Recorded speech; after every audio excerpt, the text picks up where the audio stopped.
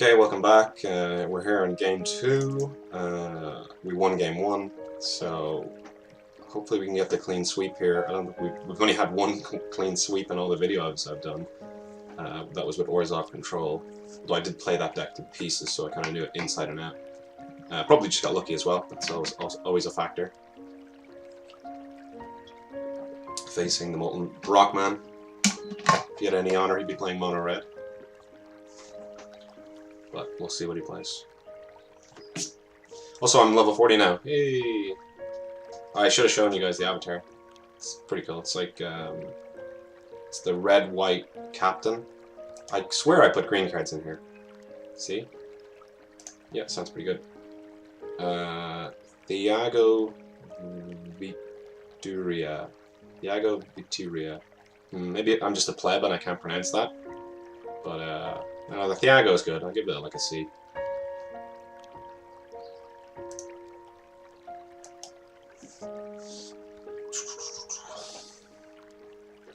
So, right out of the gate, potentially you got Fatal Push. Is he playing red-black vampires? Okay, looks like he's playing red-black aggro, so the race is on, for sure. We have a nice little curve out, though.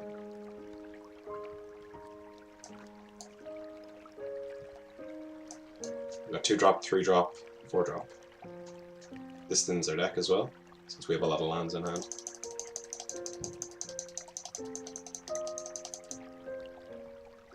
I presume this is going to die. I mean, I don't know.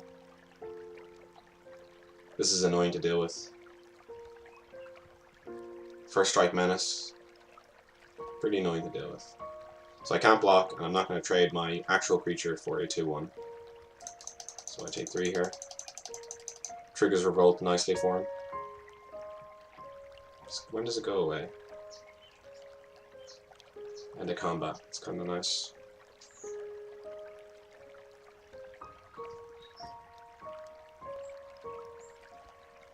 Yeah, just aggro. Looks like he misses land drop. He probably only has 20-21 lands in the deck.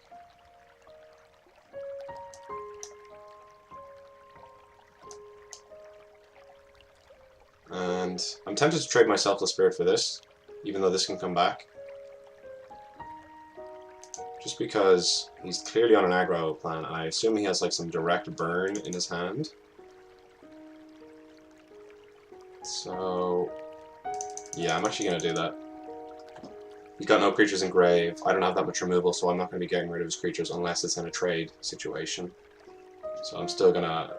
Like, because I could get in for 2, and then he attacks back, and I don't want to lose my Nissa, so I'll take 6, go to 11. Doesn't seem great.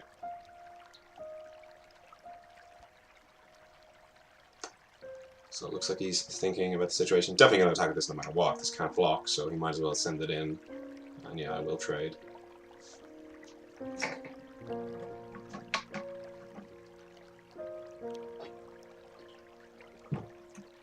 Or I could double block, carry Zev.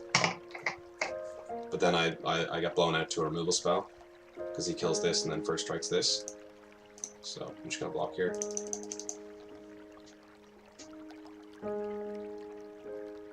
Take 3 again.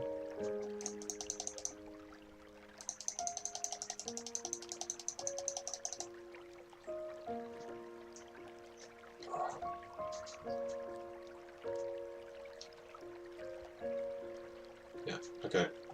Yeah, triggers Revolt for him, that's pretty sweet. So if I play Gideon and 0, the Gideon takes 3, so it's actually not that great. But it also does stop like, it slows down my life total being drained. And also, I had no other play there. I could play this and just take 3. And most likely he would use like a pump spell or a combat trick if he had them, which it actually he might do, so that might incentivize me to block here on his Ragavan. And then he would have to have Titan Strength to kill the Gideon. But then if he had Titan Strength anyway, then I'm wasting my time blocking the token. So I'll see what... Does Ragavan attack me or Gideon? Oh, he attacks me? Okay, so then there's like no point because I could save 2 damage, and if he has Titan Strength, whatever.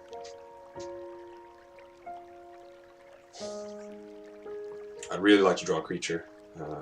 Get some more defense on the board. This Gideon seems like he could die at any minute, like through a discarded Fiery Temper or something like that. Although, I don't know how he's going to set that up. Okay. I don't want to draw my cast out now. Is this non-token? Yeah, that's not too bad. Because if that was actually a token, that would be sick. A sick combo. So do I get defensive, or do I think I just get a bit defensive? You always want to be a little bit defensive versus the red-black aggro deck, but it seems to have a bit of late game with this as well. Fatal Push, Essence of Control, probably only has Fatal Push. So I wonder if he'd be wary about the Avacyn. 5 mana pass, 5 cards in hand. He probably suspects at least some of them are land. So if he attacks, I will be flashing in the Avacyn and just blocking everywhere, like Avacyn to this and double block here, which is pretty sweet. Especially since they'll gain Indestructible, and if he does do any tricks, he's got to do them with the Indestructible trigger on the stack, and therefore I can make correct blocks where if I went here, here, and then he, you know, kills one of them, it's a bounce. So pretty sweet. And then next turn, always watching is really nice with Avacyn. I mean, she's already vigilant, but 5/5 flyer is a nice clock. And especially Gideon if I manage to emblem them. Okay, leaving back to Liliana. Doesn't want to lose Liliana. So let's see if he's got the Lightning Axe for this. Because pretty sure that's the only thing that can get this at instant speed. Or Grasp Darkness as well. So. And I don't know, like I'm on 10. He hasn't played a lot of cards in hand. They could be burned, so actually I'm just going to trade a token for a token. Just to save 2 life. Because I feel like he might have Alms the Vein, Fiery Tempers, and other burn like Shock. So, you know, I might be on 12, but I might be on Virtual 4 or something like that. So I'm actually just going to gain 2 life here. So he gets a... no, my mistake there was not reading Liliana. Probably should have read that. I don't care about that. I don't really care about that. Well, I do care about that. He's probably gonna carry Zev, maybe. Or maybe get my Nissa. Or Selfless Spirit. Oh, you're a Graveyard? Okay, so... pretty useless thing here. Looks like we're in a pretty commanding position. Played Gideon both games. Pretty lucky. Pretty fortunate. So... looks like he's almost out of time here. For our turn... we'll be discarding this tap land. Definitely going to try and get rid of Liliana as well. Which is kind of nice because this is 5 on the dot.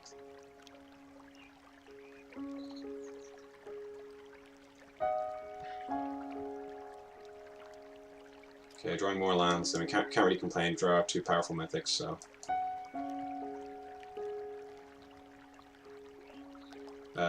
looks like he's potentially going to Grasp of Darkness. That would interact with this before this lands. Or he's just reading the card, maybe. But he's level 40, so he definitely knows what it does. Gonna attack her with both, because that way, even if he has a removal spell... oh no, because then if he has a removal spell... well, this is flying though, so...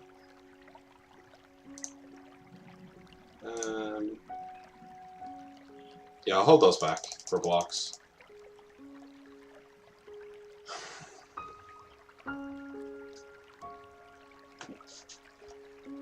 I mean, this isn't even guaranteed dead because he could have Lightning Axe and then just block the Gideon. But he gets an extra turn out of this. You know, potentially I should have attacked with these. The Gideon's on 4 loyalty. Even if he spends his turn killing the Gideon, I still deal 9 to him next turn. Doesn't seem great for him. But probably, since my hand is full of lands, one of the ways I lose this game is losing the Gideon, because the Gideon just makes free cards, so incredibly powerful.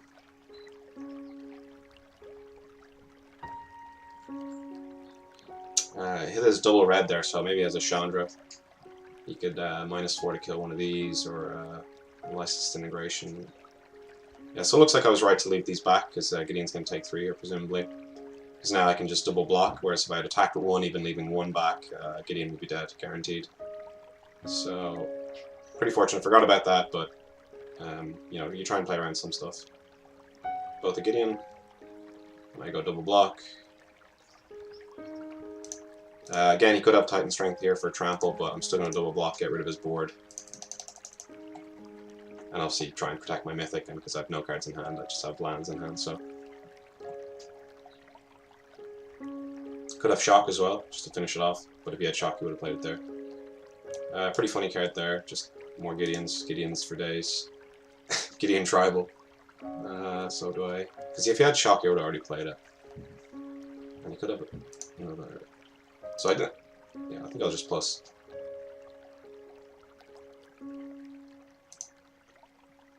Oh wait, did I just... Is this going to get me with the Legendary rule? Or is it a Planeswalker? So the reason I didn't make a Knight there, because if you had Shock, you would already played it. I want to plus it out of Shock range anyway. I wonder if this is just going to die. Not too sure. Pretty sure it doesn't, because this is like a Planeswalker, but if it's a Legendary, this is going to die. Okay, so we got there.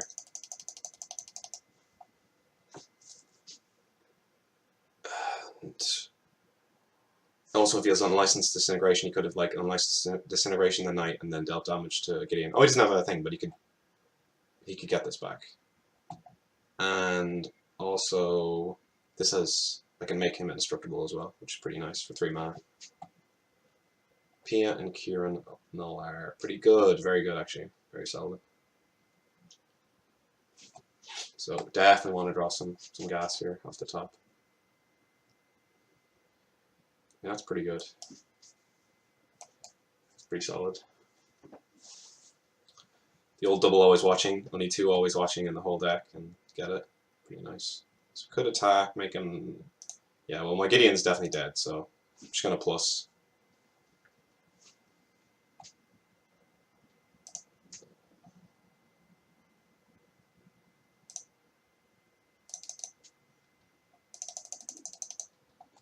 Or this Gideon's dead, sorry. I wonder what he can do. He can do Fatal Push, but that won't do anything because I'll just make it indestructible in response. But then, presumably, he has another kill spell in hand. Or is this a kill spell? No, it's almost a kill spell.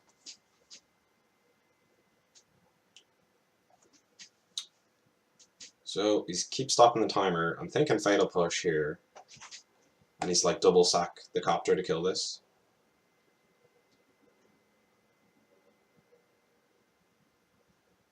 Yeah, if he has Fatal Push here, he probably wins because this does 11, he goes to 3. Then next turn he can do like Perfect Information, attack this for 3, try and... Oh, he's blocking, okay. Okay, well, I was clearly wrong about Fatal Push.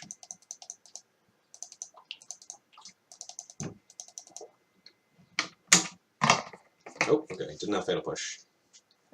So, pretty decent spot for us. He's probably going to attack Gideon for 1, then sacrifice it, deal 2, and then we're just kind of left in this standoff here in Legendary Creatures. You got the young kid, Kaitian, versus the old guard of Chandra's parents, PM Kieran Nalaar. So if I had to bet on that, I'd definitely bet on PM Kieran Nalaar, because they're way smarter than Gideon. He's kind of dumb. That's his character. He's macho. Likes to hit the gym.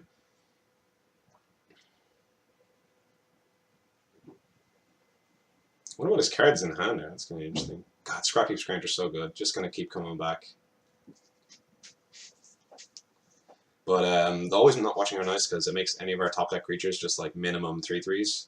I don't even think we have many small creatures in the deck. They're kind of all decently big.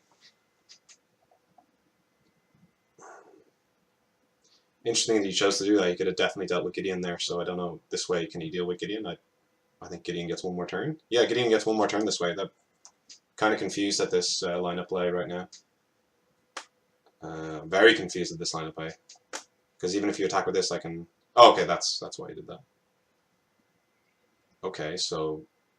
Also confused why you... I guess this... Yeah, but see, my line of play where he sacrifices one of them, like, guarantees to kill it, this way I get to kill European Kieran Nalar, and I saved some health, like from here. Like, this would have died anyway. So I think that was pretty good for me, actually. I think he could have a better strategy there. Just attack it for 1 and then sacrifice it, deal 2. You can bring this back anytime. It's not necessary to attack straight away. Creature, creature, creature, creature. That's a land. But what's great about Vigilance is that I get to keep attacking, because otherwise I'd be on the back foot and probably not have to attack. But it's also nice that we have double activation of Indestructible, so we can, like, if he has any kill spells, trigger on the stack. So that was good, because if he has any artifacts, especially like big vehicles, they won't have haste anymore. So it's interesting. Oh yeah, he can't block, so I guess he's just going to attack for 2. Or maybe 5. I guess there's like, he's just free rolling damage. I mightn't block, but I have double indestructible activation, so almost 3. So he's going to plus here, I'll go to 10.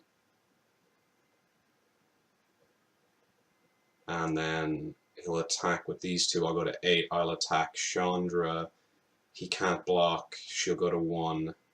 I'll go to 6. I'll go to 4. Interesting. Very interesting. Yeah, so I'm on 8. Oh, it looks like he wants to chump with the one. No, okay. So I'm potentially tempted to attack his life total, because it's going to take me 2 turns to kill Chandra. But if I attack Chandra, he can't block, so it goes to 1. Then next turn I go to 4. Yeah, I'll have to see what I draw, but I'm kind of tempted to attack him. Oh, that's gross. Oh, this is tough. This is really tough. I think I have to attack him because he has flyers.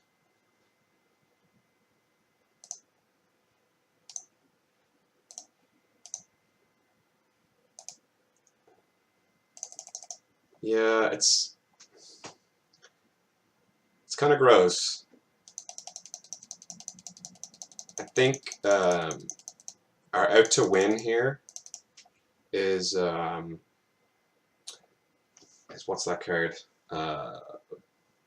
Bruna the Fading Light. So I have to Bruna the Fading Light off the top to get this back, which would be pretty good.